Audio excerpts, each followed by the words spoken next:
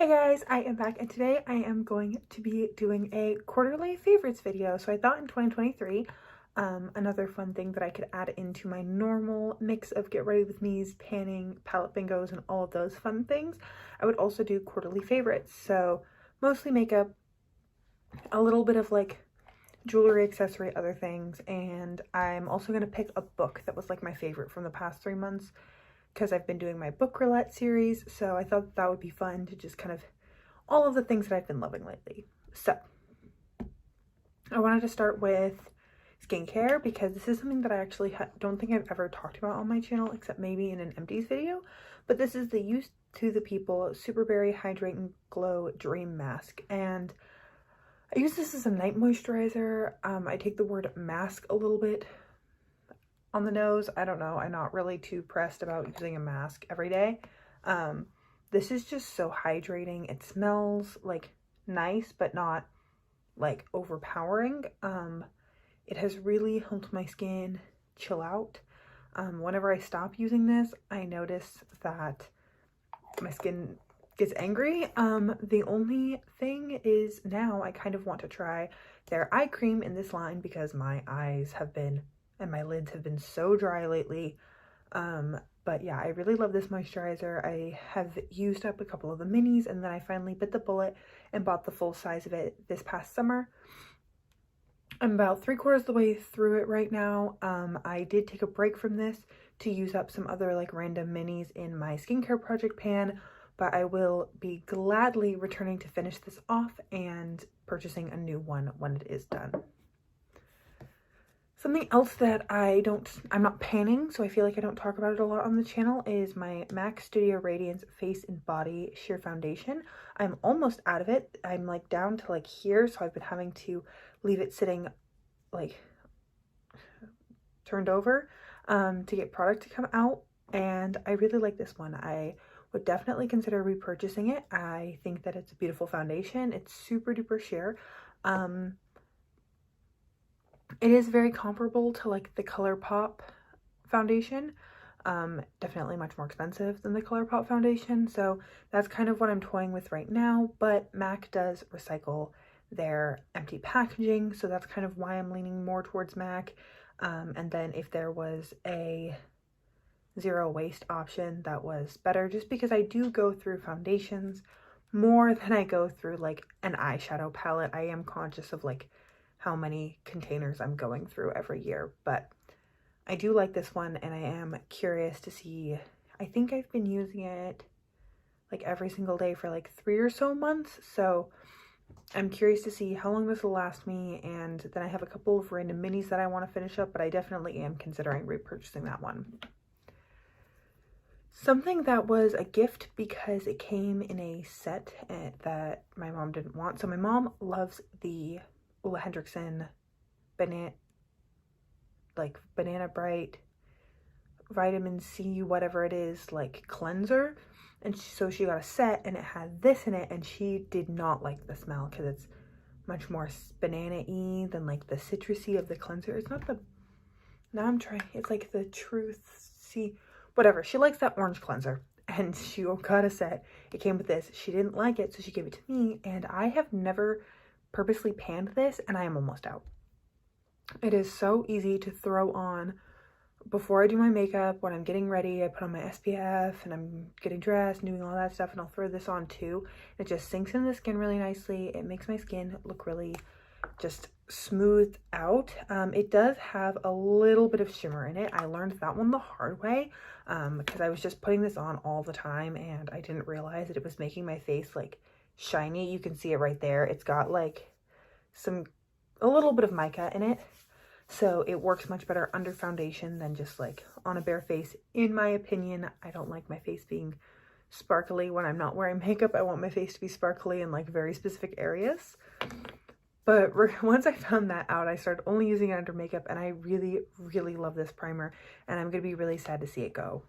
I would consider purchasing this in the future, I guess, but I have so many primers that I don't think I would ever choose to purchase a primer until I'm done with all of the other primers in my collection, and that might take like 2 or 3 years.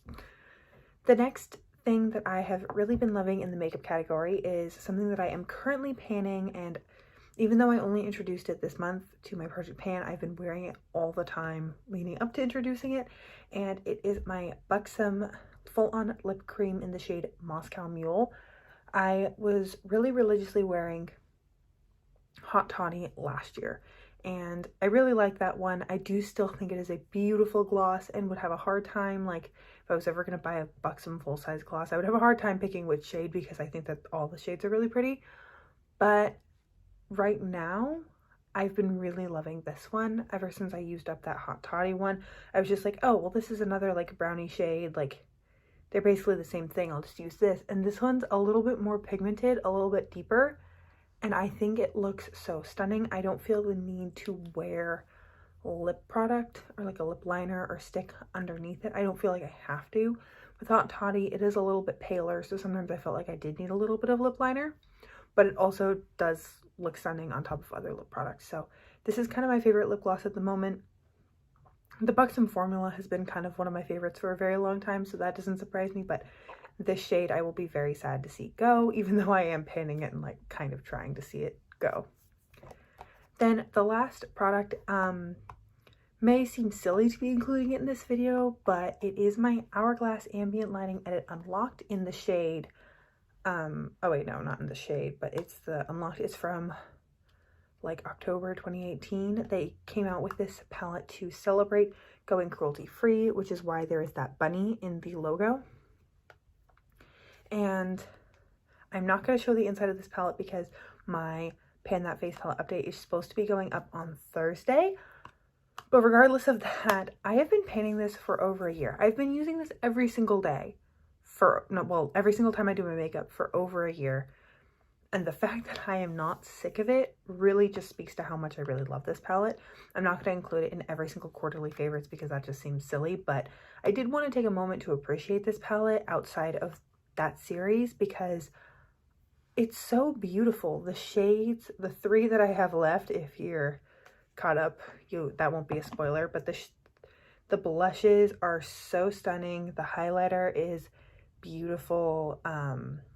Both tones I feel like work really well on my complexion, so I know that not all Hourglass products work for everybody, but these ones work really well for me. And also just this palette was purchased because it was like the anniversary of a big like wildfire in my area, and I didn't want to go to school because I knew that there was going to be a bunch of cameras and like camera crews, and they were going to come see our campus and like what had been rebuilt and stuff like that. And I was like, I don't want to deal with it. I don't want to have reporters shoving their microphones in my face all day because they've been doing that for months, and I'm done. I'm over it.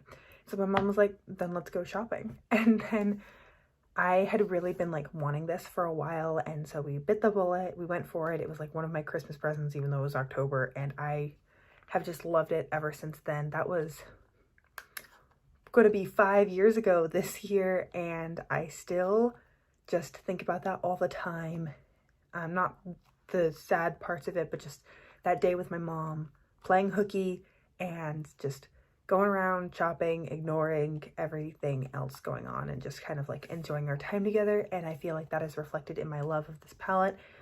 And while I will be sad to see it go, it'll be really satisfying to completely use it up and know that I got my money's worth out of this because Hourglass is expensive. That tangent aside, another product that I've been really, that's kind of more, it's a piece of jewelry, is these earrings. I've been loving these. They were a Christmas gift.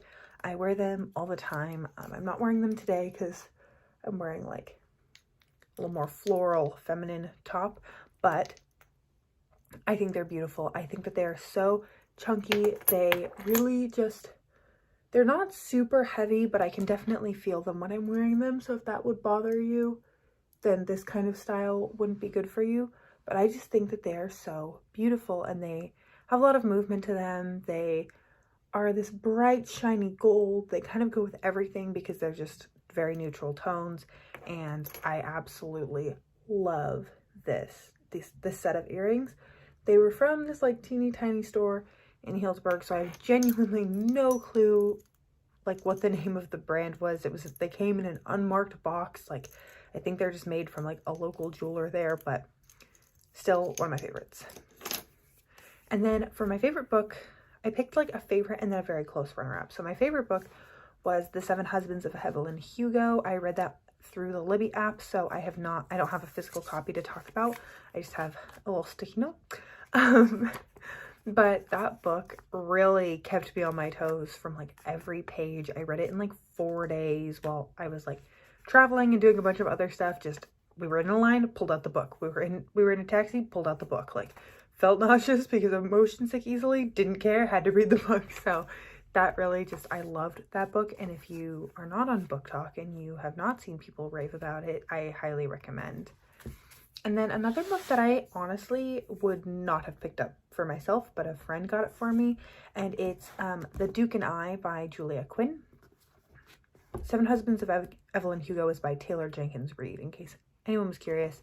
But The Duke and I, it is what inspired, this series of books is what inspired the Bridgerton series. I've actually never seen the Bridgerton series. Now I kind of want to read all the books and then watch Bridgerton, because no spoilers.